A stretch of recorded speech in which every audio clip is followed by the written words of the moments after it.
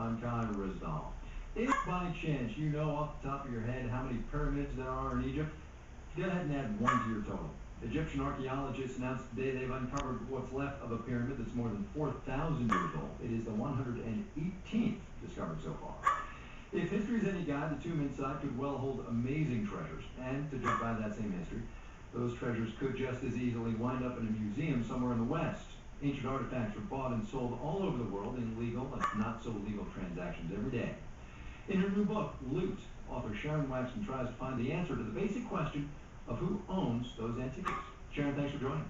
Thanks for having me. When did it become an issue about where these artifacts all came from? Well, I think that it started pretty much in the 70s, that you had developing countries starting to take consciousness of the fact that really important pieces from past civilizations that are beneath their soil were in Western museums and were being sold on the private market as well.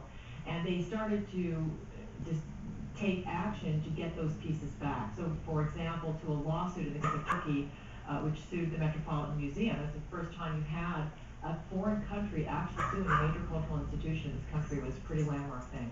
Are there different eras in this entire discussion? If you got something 150 years ago and you have it in your museum, is it somehow more legitimate to keep it there than if you got it 10 years ago when, in theory, everybody should know about this debate, right? There is an international convention passed by UNESCO, United Nations Cultural, accepted by most every country, including the United States, that places a cut date for the year 1970 for collecting, for buying antiquities with no provenance. And the more I look into the issue, the more I'm aware that this is an issue that has everything to do with all of the political conflict that's gone on for centuries around the globe.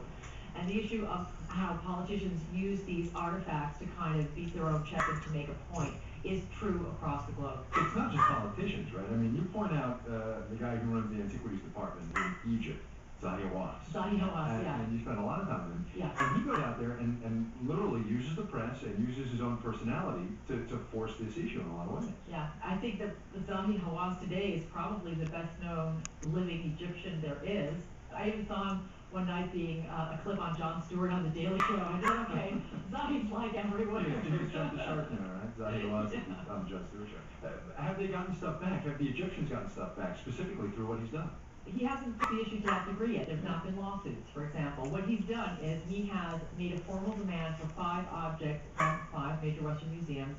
Some of them, the very most famous things, the Rosetta Stone, the bust of Nefertiti, the Zodiac ceiling, which is in the Louvre today, the sculptures of the 2 architects of 2 of the great pyramids in Giza. One's in the Boston Museum, one's in the German Museum. So those are the 5 pieces that he says these are so integral to the Egyptian cultural identity they cannot be outside the country, regardless of the circumstances under which they left the country, legal or murky or whatever. This is a little bit metaphysical, I suppose, but is it about possession of these artifacts or the ownership of them?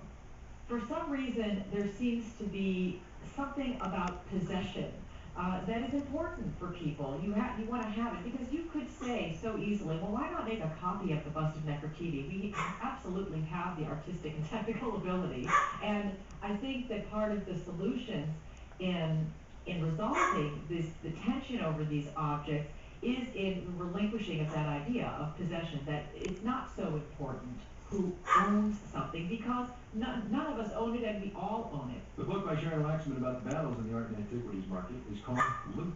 Sharon, thanks a lot for coming in. Thanks for having me.